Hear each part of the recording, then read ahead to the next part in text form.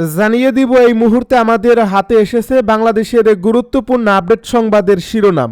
শুরুতেই থাকছে শাহবাগে আধিপত্যবাদ বিরোধী সমাবেশের ডাক, শহীদ শরীফ ওসমান বিন হাদি হত্যার প্রতিবাদ এবং চলমান আন্দোলন অব্যাহত রাখার লক্ষ্যে সারা দেশে কর্মসূচি ঘোষণা করেছে ছাত্র জনতা। এদিকে রাজশাহীতে আওয়ামী লীগের অফিস গুঁড়িয়ে দিলেন বিক্ষোভকারীরা। আরও জানাবো হান্নান মাসুদকে হত্যার হুমকি। এবারে থাকছে পত্রিকা অফিসে হামলার তীব্র নিন্দা মির্জা ফখরুলের। সব শেষে জানিয়ে দিব ওসমান হাদির মৃত্যুতে শনিবার রাষ্ট্রীয় শোক ঘোষণা। এতক্ষণ শুনছিলেন হাতে থাকা আপডেট সংবাদের শিরোনাম, এবারে বিস্তারিত। তবে তার আগে অনুরোধ রইল ভিডিওটিতে একটি লাইক এবং কমেন্ট করে জানিয়ে দিন ভিডিও সম্পর্কে আপনার মূল্যবান মতামত। আরও জানিয়ে দিন ভিডিওটি কোথা থেকে দেখছেন বা কোন জেলা থেকে দেখছেন। শাহবাগে আধিপত্যবাদ বিরোধী সমাবেশের ডাক, শহীদ শরীফ ওসমান বিন হাদি হত্যার প্রতিবাদ এবং চলমান আন্দোলন অব্যাহত রাখার লক্ষ্যে সারা দেশে কর্মসূচি ঘোষণা করছে ছাত্র জনতা। ডাকসু ভিপি সাদিক কায়েম তার ভেরিফাইড ফেসবুক আইডিতে দেওয়া এক পোস্টে এ কর্মসূচির কথা জানান। এ পোস্টে তিনি বলেন, ভারতীয় আধিপত্যবাদ বিরোধী সংগ্রামের সোনানী শহীদ শরীফ ওসমান বিন হাদিকে আওয়ামী লীগের সন্ত্রাসীরা গুলি করে হত্যা করছে। এই হত্যাকাণ্ডের প্রতিবাদ এবং বিপ্লবী সংগ্রাম জারি রাখতে ছাত্র জনতা মাঠে থাকবে। শুক্রবার জুমার নামাজের পর সারা দেশের সকল মসজিদের শহীদ ওসমান হাদির আত্মার মাগফিরাত কামনায় দোয়া ও মোনাজাত। এছাড়া বিকাল 2:30 রাজধানীর শাহবাগে অবস্থিত শহীদ হাদি চত্বরে আধিপত্যবাদ বিরোধী সমাবেশ অনুষ্ঠিত হবে। সাদিক কায়েম উল্লেখিত কর্মসূচিতে দেশের আপামার ছাত্র জনতাকে অংশগ্রহণের আহ্বান জানিয়ে বলেন, ওসমান হাদির রক্তের আমানত, এই লড়াই আমাদের চালিয়ে যেতে হবে। রাজশাহীতে আওয়ামী লীগের অফিস গুঁড়িয়ে দিলেন বিক্ষোভকারীরা। ইনকিলাব মঞ্চের আহ্বায়ক শরীফ ওসমান হাদির মৃত্যুর খবরে হত্যাকারীদের বিচারের দাবিতে বিক্ষোভকারীরা বুলডোজার দিয়ে রাজশাহী মহানগর আওয়ামী লীগের অফিস গুঁড়িয়ে দেওয়া হয়েছে। বৃহস্পতিবার দিবাগত রাত 12:30টার দিকে শুরু হয় রাজশাহী নগরীর কুমারপাড়ার অবস্থিত নগর আওয়ামী লীগের কার্যালয়টি গুঁড়িয়ে দেওয়া হয়েছে। চলে ভোর 3:30টা পর্যন্ত। এর আগে রাজশাহীর সাহেববাজার 0 পয়েন্টে ও রাজশাহী বিশ্ববিদ্যালয় থেকে মিছিল করছে জুলাই মঞ্চ, এনসিপি ও নেতাকর্মীরা। আন্দোলনকারীরা আওয়ামী লীগের আস্তানা ভেঙে দাও, গুঁড়িয়ে দাও, হাদি ভাই মল্ল কেন, ইন্টারিম জবাব দে, রুখে দাও জনগণ, ভারতীয় আগ্রাসন ইত্যাদি স্লোগান দেন। এর আগে বৃহস্পতিবার রাত 9:30টার দিকে রাকসুর জিএস সালাউদ্দিন আম্মার তার ভেরিফাইড ফেসবুকে লেখেন, রাজশাহীবাসী ভারতীয় আধিপত্য বা তার আওয়ামী ফ্যাসিবাদের বিরুদ্ধে লড়াইয়ে আবার জুলাইয়ে নামতে হবে। গুঁড়িয়ে দিব আওয়ামী দুর্গ, সবাই আলুপট্টি আওয়ামী অফিসের সামনে চলে আসেন এখনই। রাবিয়ানরা জোহা চত্বরে চলে আসেন সবাই, এখান থেকে আমরা যাব। বুলডোজার যারা পারেন ব্যবস্থা করে আনেন প্লিজ। অন্যদিকে রাত 11:30টার দিকে রাজশাহীর সাহেববাজার 0 পয়েন্টে বিক্ষোভকারী হাদির হত্যাকারীদের বিচারের দাবিতে স্লোগান দেন। পরে রাজশাহী মহানগর আওয়ামী লীগ অফিসের সামনে এসে জড়ো হন।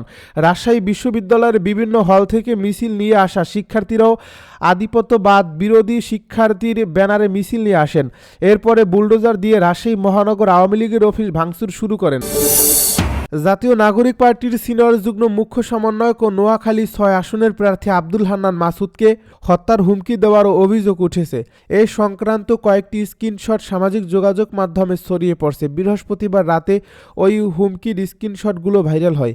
ভাইরাল হওয়া ওই স্ক্রিনশটগুলো হাতিয়ার চর ঈশ্বর ইউনিয়নের সাবেক চেয়ারম্যান আব্দুল হালিম আজাদের ছেলে ইশরাত রাহান আমি ও তার অনুসারী রূপক নন্দীর ফেসবুক থেকে দেওয়া হয়েছে। এই স্ক্রিনশটে দেখা যায় মেসেঞ্জারে ইশরাত রাহান আমি লিখেছিলেন, আব্দুল হালিম আজাদকে নাকি গ্রেপ্তার করার চেষ্টা করছে কতিপয় নেতা। হান্নান বল আর তানবীর বল যেই নেতাই হোক, খোদার কসম করে বললাম উত্তর অঞ্চলে চলাচল হারাম হয়ে যাবে। আমাদের নেতাকর্মীরা ডাইরেক্ট গিলে খেয়ে ফেলবে।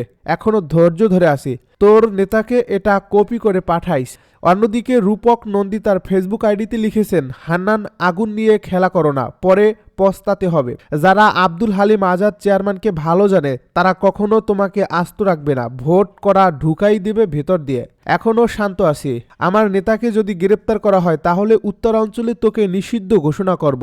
এ বিষয়ে বক্তব্য জানতে চর ঈশ্বর ইউনিয়নের সাবেক চেয়ারম্যান আব্দুল হালিম আজাদ ও তার ছেলে ইশরাত রাহান আমির মুঠোফোনে যোগাযোগের চেষ্টা করা হলে তাদের ফোন বন্ধ পাওয়া যায়। অপরদিকে অভিযুক্ত রূপক নন্দীর সঙ্গে যোগাযোগ করা সম্ভব হয়নি। হাতিয়া উপজেলা যুবশক্তির আহ্বায়ক মোহাম্মদ ইউসুফ রেজা জানান, সম্প্রতি চর ঈশ্বর ইউনিয়নের সাবেক চেয়ারম্যান একটি চা দোকানের বক্তব্য দেন। পত্রিকা অফিসে হামলার তীব্র নিন্দা মির্জা ফখরুলের। ইনকিলাব মঞ্চের মুখপাত্র শরীফ ওসমান বিন হাদির মৃত্যুর খবরে ডেইলি স্টার, প্রথম আলো সহ বিভিন্ন পত্রিকা প্রতিষ্ঠান বরেণ্য সাংবাদিক নুরুল কবিরের উপর হামলার ঘটনায় তীব্র নিন্দা জানিয়েছেন বিএনপির মহাসচিব মির্জা ফখরুল ইসলাম আলমগীর। শুক্রবার ভোরে সামাজিক যোগাযোগ মাধ্যমে ফেসবুকে ভেরিফাইড পেজে এমন পোস্ট করেন তিনি। এ পোস্টে তিনি বলেন, বাংলাদেশ স্বাধীন সার্বভৌম দেশ। এদেশের প্রতিটি নাগরিকের জানমালের দায়িত্ব বর্তমান সরকারের। শহীদ হাদির মৃত্যুতে শোকার্ত জাতি যখন সৃষ্টিকর্তার কাছে দোয়া করছে হাদির আত্মার মাগফিরাতের জন্য, তখন ডেইলি স্টার, প্রথম আলো সহ বিভিন্ন পত্রিকা প্রতিষ্ঠান বরেণ্য সাংবাদিক নুরুল কবির সহ আরও অনেকের উপর হীন হামলা সংঘটিত হলো। মির্জা ফখরুল বলেন, দেশের সংকটময় মুহূর্তকে কাজে লাগানোর জন্য যারা অপেক্ষা করে এরা এই দেশের শত্রু, তারা অপেক্ষা করে সংকটের। আজ এই দুঃখ ভরাক্রান্ত মুহূর্তকে এরা ধ্বংসাত্মক কাজে রূপান্তর করলো।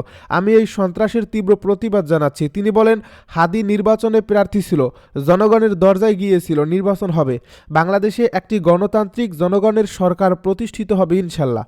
হাদির আততায়ীর বিচার এবং প্রতিটি মব সন্ত্রাসের বিচার করতে হবে। প্রায় 1 বছরের বেশি সময়কাল ধরে বিভিন্ন মব সন্ত্রাস পুরো জাতিকে বিভক্ত করছে। স্বৈরাচারী আওয়ামী সরকারের পতনের পরে সরকারের প্রথম ও প্রধান দায়িত্ব জাতিকে ঐক্যবদ্ধ করে গণতান্ত্রিক, স্থিতিশীল এবং অন্তর্ভুক্তিমূলক সমাজ গঠন করা। আমরা সব পক্ষকে দায়িত্বশীলতার সঙ্গে ঐক্যবদ্ধ হয়ে কাজ করতে আহ্বান জানাচ্ছি। অনতিবিলম্বে সরকারকে ব্যবস্থা নিতে হবে। ওসমান হাদির মৃত্যুতে শনিবার রাষ্ট্রীয় শোক ঘোষণা। ইনকিলাব মঞ্চের মুখপাত্র ওসমান হাদির মৃত্যুতে শনিবার একদিনে রাষ্ট্রীয় শোক ঘোষণা করেছে সরকার। বৃহস্পতিবার রাতে জাতির উদ্দেশ্যে দেওয়া ভাষণে এ কথা জানান প্রধান উপদেষ্টা অধ্যাপক মুহম্মদ ইউনূস। জাতির উদ্দেশ্যে ভাষণের শুরুতেই ওসমান হাদির বিদেহী আত্মার মাগফিরাত কামনা করে প্রধান উপদেষ্টা বলেন, ফ্যাসিবাদ ও আধিপত্যবাদ বিরোধী সংগ্রামের এই অমর সৈনিককে মহান রাব্বুল আলামিন শহীদ হিসেবে কবুল করুন, এই দোয়া করি। তার প্রয়াণ দেশের রাজনৈতিক ও গণতান্ত্রিক পরিসরে এক অপূরণীয় ক্ষতি। আমি তার রুহের মাগফিরাত কামনা করছি। শনিবার রাষ্ট্রীয় শোক ঘোষণা করে অধ্যাপক ইউনূস যোগ করেন, শহীদ ওসমান হাদির অকাল মৃত্যুতে আগামী শনিবার একদিনে রাষ্ট্রীয় শোক ঘোষণা করছি। এ উপলক্ষে শনিবার দেশের সব সরকারি, আধা সরকারি, স্বায়ত্তশাসিত প্রতিষ্ঠান, শিক্ষা প্রতিষ্ঠান সহ সরকারি, বেসরকারি ভবন এবং বিদেশে বাংলাদেশ মিশনগুলোতে জাতীয় পতাকা অর্ধনমিত থাকবে। আজ শুক্রবার বাদ জুমা দেশের প্রতিটি মসজিদে শহীদ ওসমান হাদির রুহের মাগফিরাত কামনায় বিশেষ দোয়া ও মোনাজাতের আয়োজন করা হবে বলেও জানান তিনি। এছাড়াও অন্যান্য ধর্মের উপাসনালয়গুলোতেও হবে বিশেষ প্রার্থনা। এর আগে বৃহস্পতিবার রাতে ওসমান হাদির ভেরিফাইড ফেসবুক পেজে প্রকাশিত এক বার্তায় জানানো হয়, ভারতীয় আধিপত্যবাদের মোকাবিলায় মহান বিপ্লবী ওসমান হাদিকে আল্লাহর শহীদ হিসেবে কবুল করছেন। ইনকিলাব মঞ্চের ফেসবুক পেজ থেকেও হাদির না ফেরার দেশে পাড়ি জমানোর বিষয়টি নিশ্চিত করা হয়েছে।